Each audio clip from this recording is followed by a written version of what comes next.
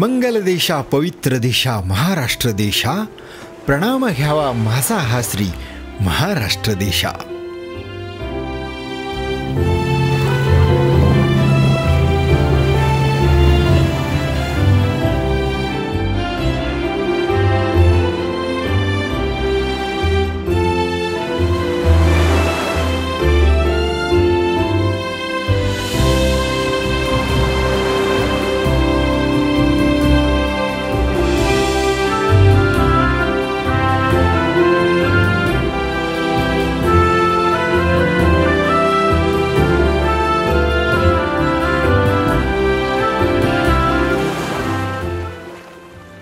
मंडळी नमस्कार.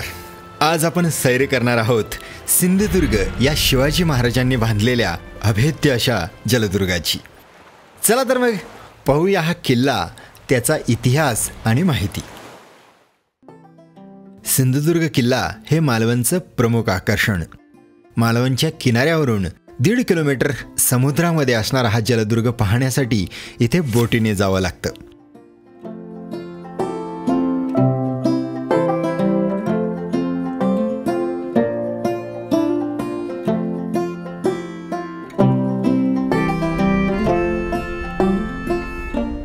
आम्ही तिकडे बोटीने निघालो तेव्हा पाण्यातला हा जलदुर्ग सतत खुणावत होता.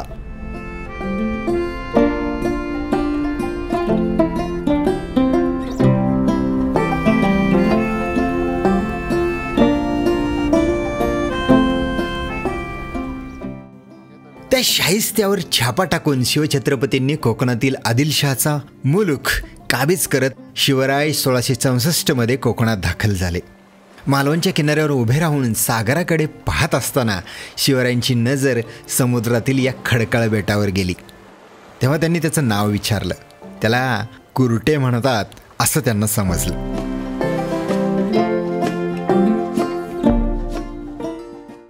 मग काय, कुरटे बेट म्हणजे शुद्ध खडक. बेटांभोवती खूप सारी छुपे खडक जे भरतीच्या वेळी दिसतही नाहीत. त्यामुळे 3 कोसांपर्यंत नाव येणं मुश्किल. तारंडी, पडाव, मचवे अशा लहान नौकांना माहितगाराच्या मदतीनेच येथे पोहोचणं शक्य होतं. हेच या बेटाचं सामर्थ्य होतं. हे राजांनी जाणलं. ह्या बेटावर पाणीही लागलं. हे पाहून ते बोलले, 84 बंदरी ऐशी जागा दुसरी नाही. इये बंदरी नूतन जंजिरा वसवावा. आणि काय, आणि 23 नोव्हेंबर 1664च्या शुभदिनी मालवणच्या किनाऱ्यावरच मोरयाचा धोंडा या ठिकाणी भूमिपूजन पार पडलं आणि काम सुरू झालं.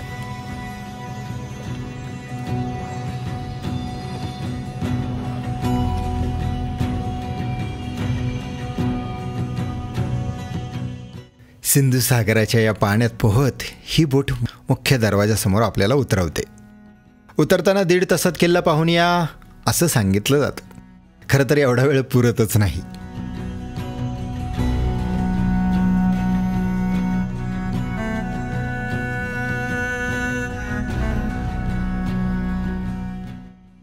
इथे उतरताच आपण गोमुखी दरवाजातून किल्ल्यात जातो.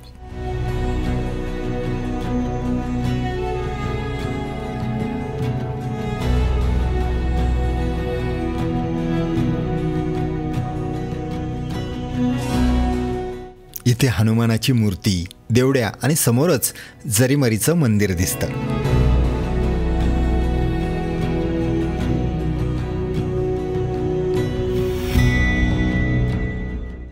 वरती नगारखाना आहे. इथे शेजारीच गाईड लोक बसलेले असतात. आपल्याकडून 500 रुपये आकारून हे गाईड किल्ल्याची माहिती सांगत होते. काही स्टॉल्समधून पुढे जाऊन आम्ही तिकीट खिडकीत किल्ल्याचं तिकीट काढलं. ते प्रत्येकी 5 रुपये इतकं होतं. थोडंसं पुढे चालल्यानंतर आपल्याला दिसतं ते श्री शिवराजेश्वर मंदिर.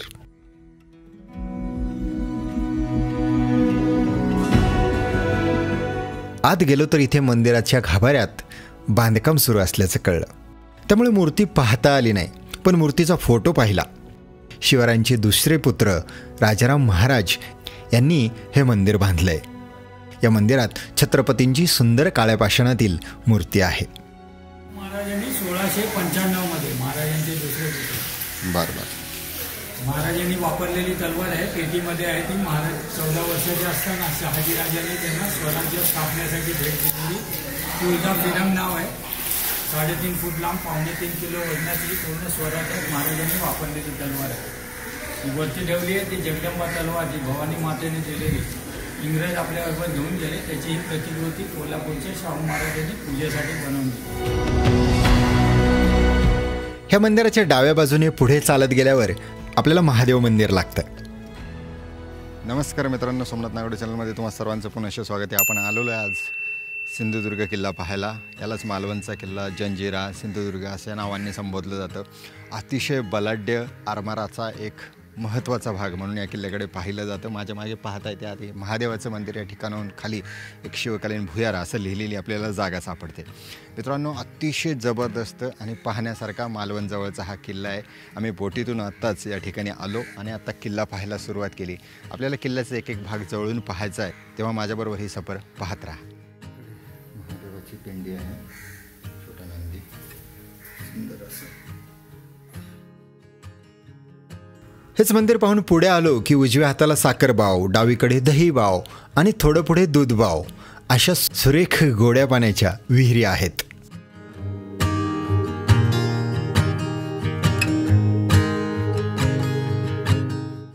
विहीर आहे, गोड्या पाण्याची विहीर. वाव.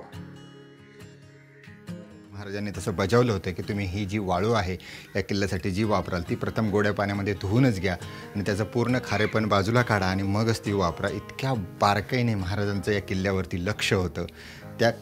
त्या अनुषंगाने या विहिरी खूप महत्त्वाची कामगिरी बजावतात. आणि दुसरं म्हणजे बेटावरती गोड्या पाण्याच्या विहिरी आहेत, हे पण एक खूप महत्त्वाची गोष्ट आहे. लाकूड, घाटावरून आणलेली वाळू, चुनखडी, शिसं हे साहित्य मोठ्या कष्टानं किनाऱ्यावरून या बेटात येत होतं. खुद्द शिवाजी महाराजांची या बांधकामावर बारीक नजर होती.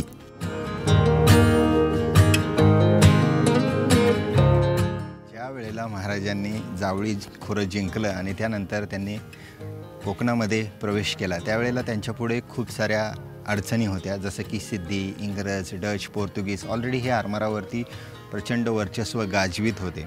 आणि त्यावेळेला त्यांच्याकडून त्यांच्याबरोबरचं ताकदीचं आरमार उभं करणं, त्यासाठी जे शिराबा असतील, होड्या असतील ह्या बनवणं, हे खूप मोठं आव्हान छत्रपतींच्या समोर होतं. हे आव्हान त्यांनी सहज पेललं आणि महाराजांनी ठरवलं की याच बेटावरती किल्ला बांधायचा. अनेक पाथरवट, अनेक गवंडी, कामगार, सुतार यांची भली मोठी फौजच्या फौज त्यांनी उभी केली.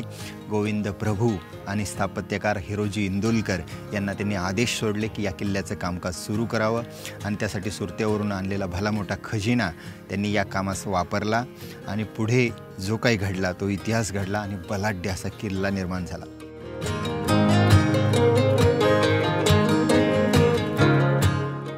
इथला दगड ना दगड त्या काळात आपल्याला घेऊन जातो. मी ऋषीबरोबर या तटावर गेलो. आता या तटावरून सिंधू सागराचा विशाल पसारा दिसायला लागला होता. रुंद दगडी तटबंदीवरून या दऱ्याचं अप्रतिम असं दृश्य दिसतं.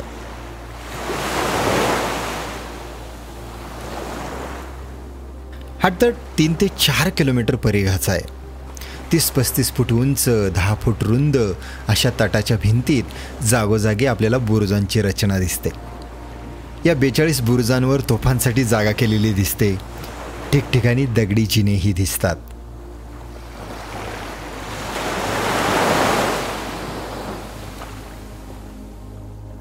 हे सर्व पाहायला 3-4 तास नक्कीच लागतात बरं का.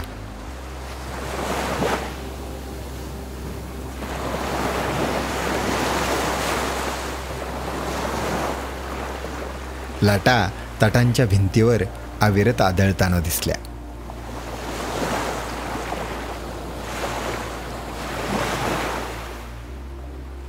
महाराजांनी गड बांधताना घ्यावायची काळजी त्यांनी हिरोजींना लिहिलेल्या पत्रातून आपल्याला दिसते. आमचे लक्ष सिंधुदुर्गी स्थिरावले आहे हे बरे जाणणे, अवघे काम चकोट करणे.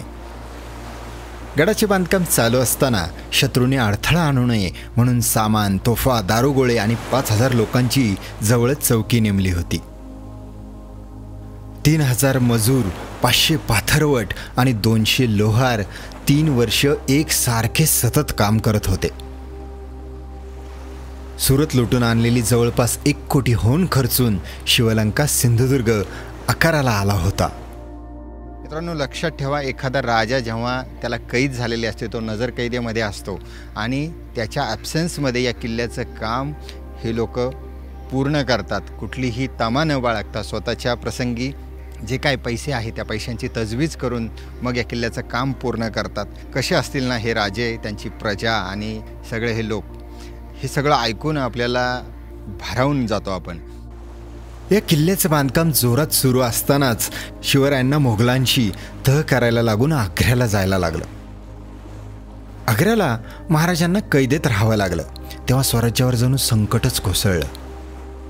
हे सर्व होऊनही सिंधुदुर्गाच्या बांधकामात मात्र खंड पडला नाही. बांधकाम 3 वर्षात पूर्ण झाले. तेव्हा महाराज 1667 किल्ला पाहायला आले. मग काय, सगळीकडे आनंदी आनंद झाला. तोफा झाल्या, साखर वाटली गेली, बक्षिसं दिली गेली, यथासांग दानदक्षिणा दिल्या गेल्या.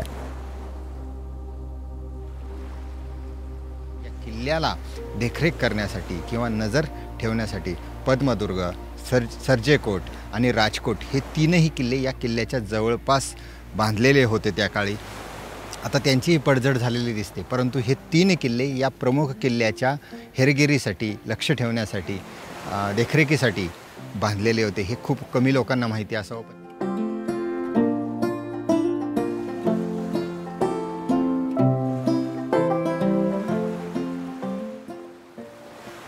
शिवकाळात सिंधुदुर्गावर कुणीच हल्ला चढवला नाही. तटबंदीतून संकटकाळी वापरायचा चोर दरवाजाही दिसला.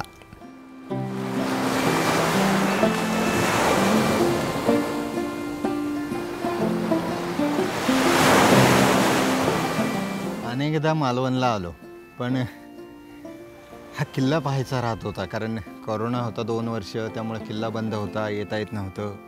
असंख्य वेळा अडचणी आल्या. आज ठरवलं होतं यायचंच किल्ल्यावरती काही करून.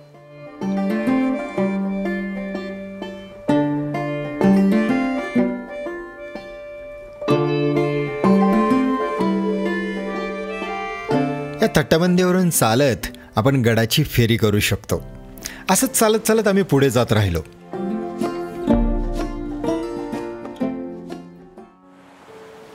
शिवकाळातलं हे ऐतिहासिक वैभव खरं तर आता खितपत पडताना दिसलंय. आजूबाजूला गवत, झुडपं वाढलेली आहेत. प्लास्टिकही पडलेलं दिसत होतं. वास्तूंची निवडक चौथरे, ढासळू पाहणाऱ्या भिंती, माडाची झाडं, तट असे भग्नावशेष दिसत असतात. लाटा तटबंदीच्या खडकांवर अविरत धडकत होत्या. 400 वर्षानंतरही हे तट त्यांच्याशी झुंजताना दिसत होते. छत्रपतींच्या असामान्य कर्तृत्वाची साक्ष देणारा हा जलदुर्ग आजही डौलाने या ठिकाणी उभा आहे. या किल्ल्याचा इतिहास जरी उज्ज्वल असला तरी त्याची दुरावस्था मात्र आज पाहत नाही. पद्मदुर्ग, राजकोट व सर्जेकोट ही सिंधुदुर्गाची सोबती आज पर्यटकांच्या विस्मरणात गेलेले दिसतात.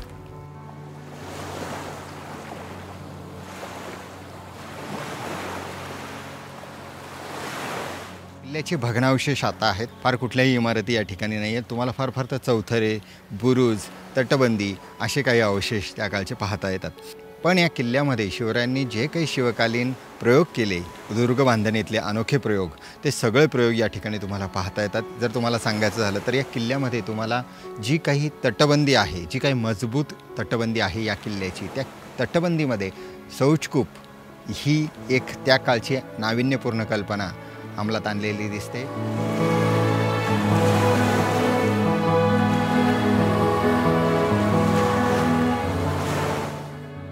मंडळी, एक गोष्ट लक्षात ठेवा, या किल्ल्यावरून तटबंदीवरून चालताना खूप ठिकाणी तटबंदी ढासळलेली आहे. त्यामुळे तुम्हाला साईडला भिंत नाही, संरक्षक भिंत जी असते ती नाही आहे. त्यामुळे काही लोक खूप त्याच्यात जवळ जातात, खूप पुढे डोकावतात. तर ही काळजी या किल्ल्यावरती घ्यावी लागेल. आणि तटबंदीवर इथून तिथून चालत जाणं पण खूप धोक्याचं आहे. आपण जर पाय घसरला, अडकला तर समुद्रात पडू शकतो. ही काळजी या किल्ल्यावर नक्कीच घ्यावी लागेल.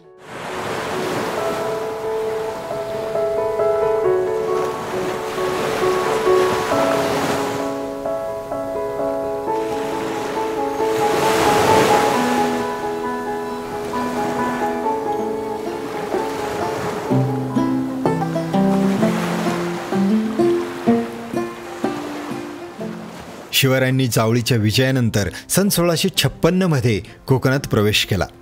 तेव्हा त्यांचा संबंध पोर्तुगीज, इंग्रज, सिद्धी, डच या सागरी सत्तांशी आला. तेव्हा त्यांनी पाहिलं की ह्या लोकांनी सागरी व्यापारावर ताबा तर घेतला होताच, शिवाय पोर्तुगीज आणि सिद्धी इथल्या रयतेवर जुलूम आणि जबरदस्तीही करत होते. ह्यांना रोखायचं असेल तर त्यांच्यापेक्षा प्रबळ आरमार हवं हे छत्रपतींनी जाणलं.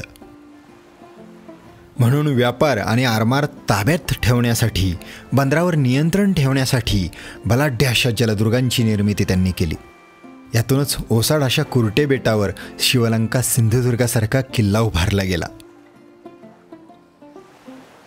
भविष्याचा वेध घेणारी राजांची दूरदृष्टी, राजाला कैद असतानाही मेहनतीने किल्ल्याचं बांधकाम पूर्ण करणारे सेवक, स्थापत्याचे आविष्कार दाखवणारा हा स्वराज्याचा मुकुटमणी सिंधुदुर्ग आपल्या कायमचा स्मरणात राहतो.